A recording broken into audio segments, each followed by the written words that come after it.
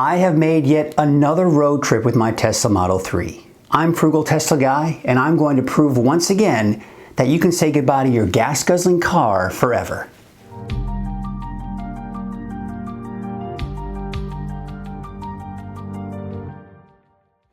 With everything that's been going on since March of this year, 2020 to be exact, it has been virtually impossible to go on any kind of road trip.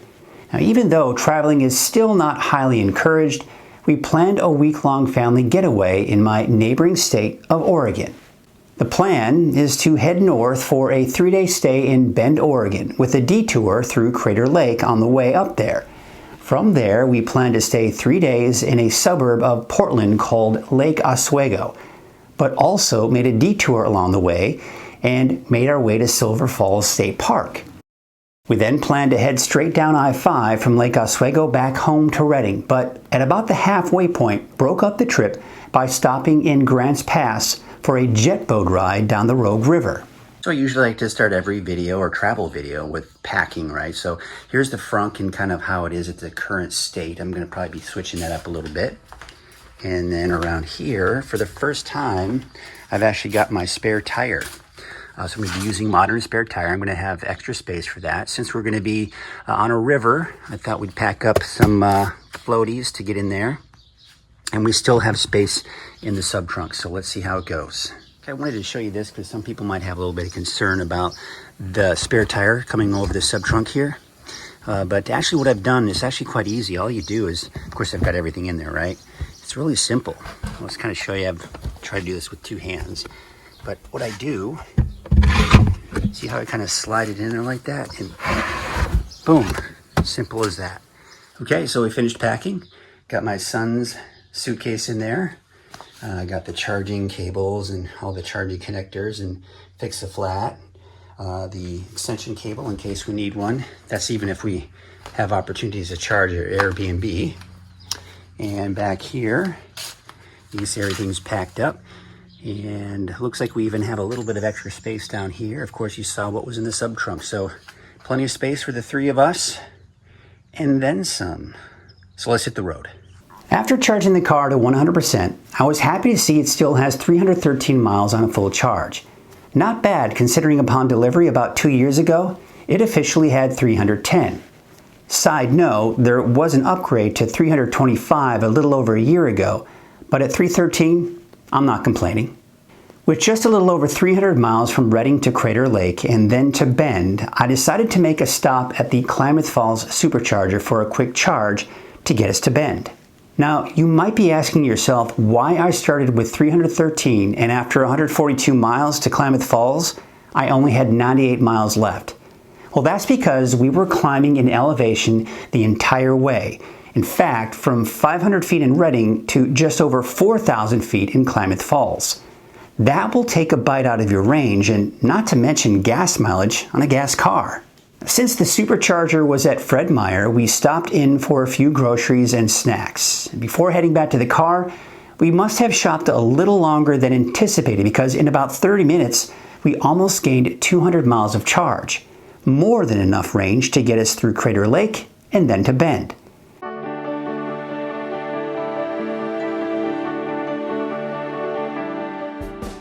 This was my first time to Crater Lake, and I'm glad we took the detour.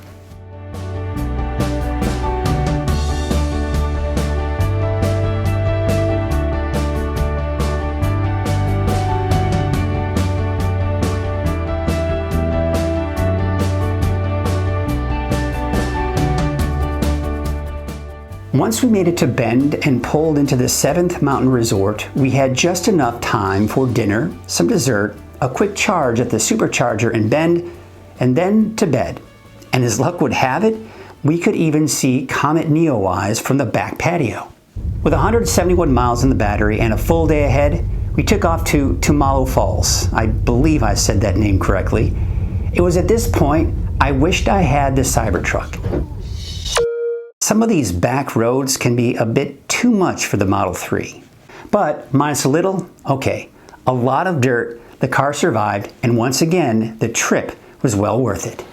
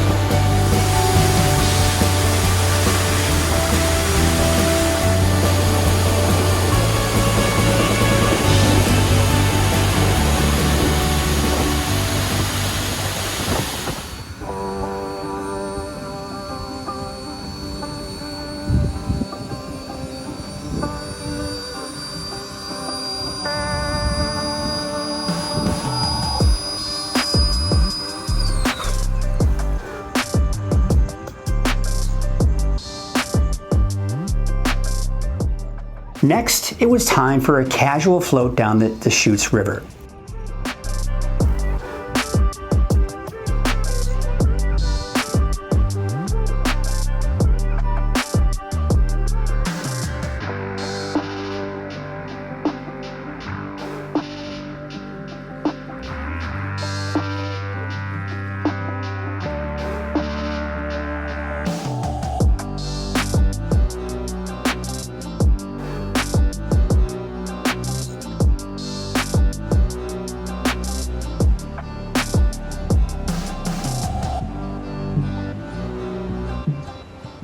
That casual ride turns into a fun adventure down what the locals call Deschutes, and it's a great spot to get out and do over and over again, especially for the kids.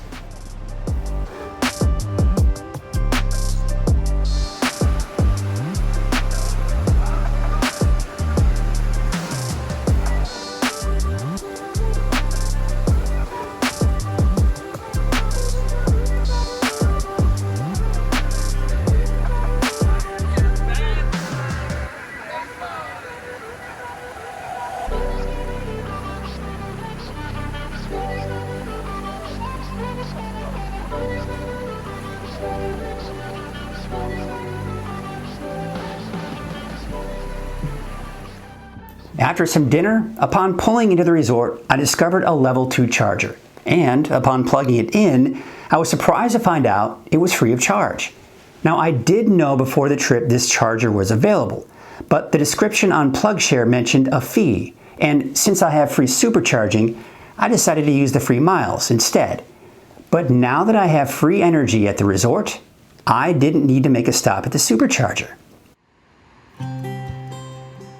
Our last full day in Bend took us to a waterfall not too far from the resort called Benham Falls.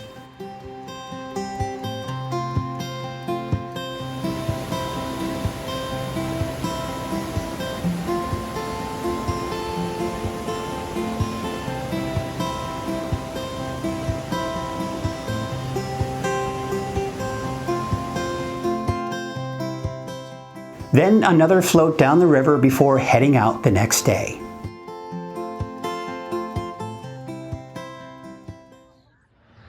So a lot of times after you travel, you tend to, feels like you lose space because you don't pack quite as compact as you do when you're leaving. But I found that I actually had a little bit more space this time. I know it may not look like it, but especially this space right here, looks like I was able to kind of get everything out of there, but everything's pretty much the same. Up front, I put my son's suitcase here, right there, and of course we've got the charger and all that good stuff, so everything's still pretty much intact up front here. So still feeling like space isn't an issue on this trip. We have 276 miles in the battery, which is more than enough for our second leg of the trip at 185 miles. In fact, we stopped at a convenience store in a small mountain community on a lake called Detroit. And even though there was a supercharger there was no need to plug in. After loading up on snacks and drinks, we were 46 miles away from 10 waterfalls. It's an 8-mile loop to see all 10, but with an 11-year-old along for the ride, it was difficult to convince him to make the entire loop. But we still got 8 out of 10.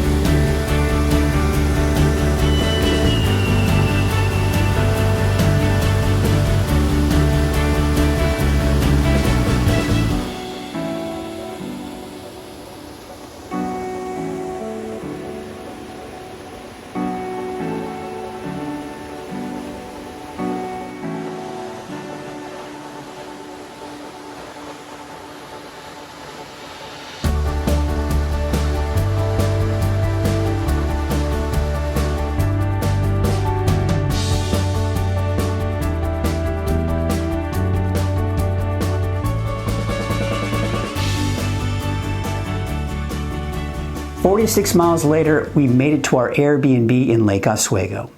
Just a little over 4 miles away was a Tesla supercharger where we topped off to get us through the next day, which was a trip to Multnomah Falls. But before heading to Multnomah Falls the next day, my son would not forgive me if we didn't make a stop at Voodoo Donuts. After spending way too much money on donuts, it was off to Multnomah Falls, which, as expected, was closed.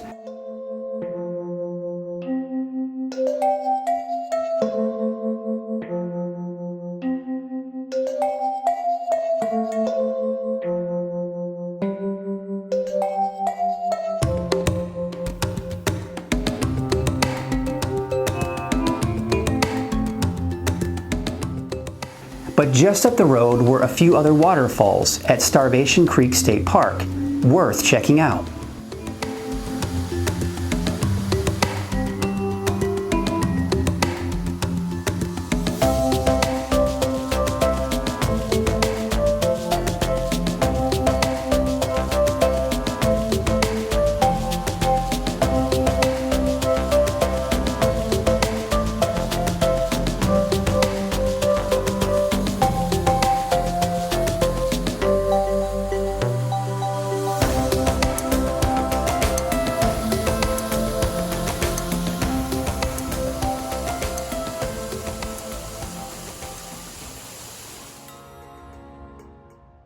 After getting our waterfall fix for the day, we didn't listen to what anyone else told us about going to downtown Portland and got my son some new Air Jordans that he has been wanting for a long time, and then walked past the courthouse where most of the demonstrations have been taking place.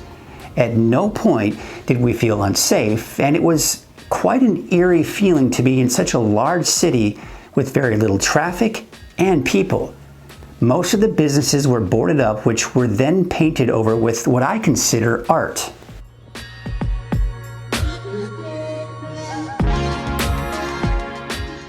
At that point, we were a little low on charge and loaded up at the same supercharger. We started our last day with a short hike before checking out the Portland Zoo.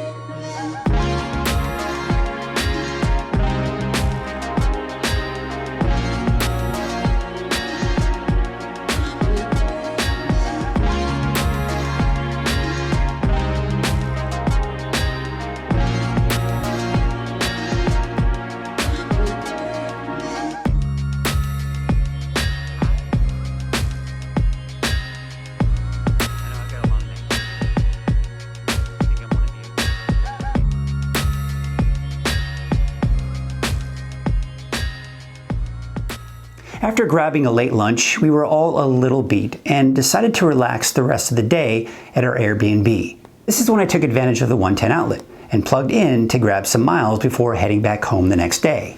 And although it lived up to its name as a trickle charge, we had 220 miles upon plugging in and gained about 54 miles by morning. So we are heading back home from Portland to Redding, California, and you can see pretty much the front is packed the way it was from the very beginning. We've got my son's suitcase, the fix-a-flat in here, and of course we've also got the charger.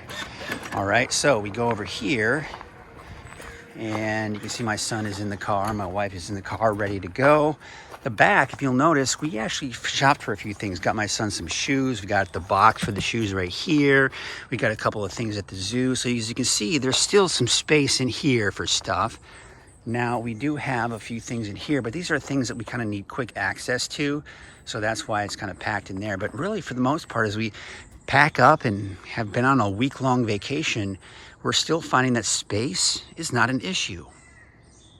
With 274 miles in the battery and our first stop in Grants Pass for a jet boat ride down the Rogue River, we decided to get a quick charge along the way in Eugene, which is just under 100 miles away.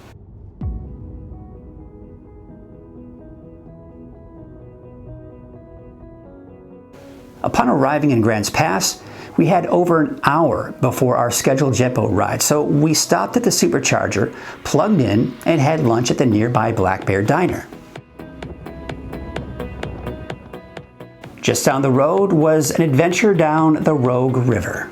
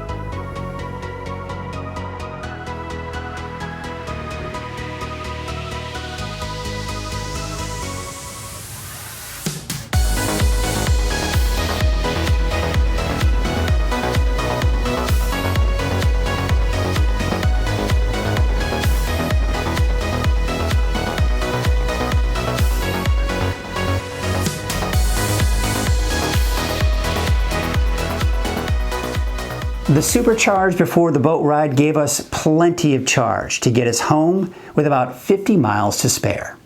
Another great family vacation, and in case you were wondering, we saw a total of 15 waterfalls during the entire trip. If you live on or near the West Coast, I highly recommend a trip out to Oregon. Now, if you follow my channel, then you know how much I enjoy sharing my travels. I do it for two reasons. One, to share some of the wonderful experiences I've had on my travels, and two, to help promote the EV revolution. In the 2 years I've owned this car, I've never needed to use a gas car for backup. I use it for everyday driving.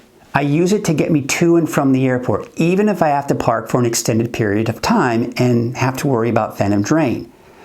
And I take it on all of my road trips, including 2 that were halfway across the country from Northern California to Central Texas, totaling 4,000 miles round trip.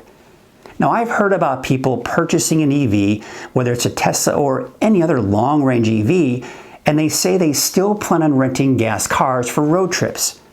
That makes absolutely no sense to me. Don't let anyone tell you that you can't take an EV on a long road trip, even on short road trips, including the Tesla Model 3's Standard Range Plus. Is it a lifestyle change? Absolutely, but for the better in my humble opinion. In all of my travels, I have never run out of energy, but I can tell you that 2 times, I have seen people walking on the side of the road with a gas can in hand. Yes, you can run out of charge, but you can also run out of gas. But with proper planning, it doesn't have to happen to anyone, gas or electric. Well, thank you all so much for watching, and you know the drill. Like, subscribe, and stay positively charged.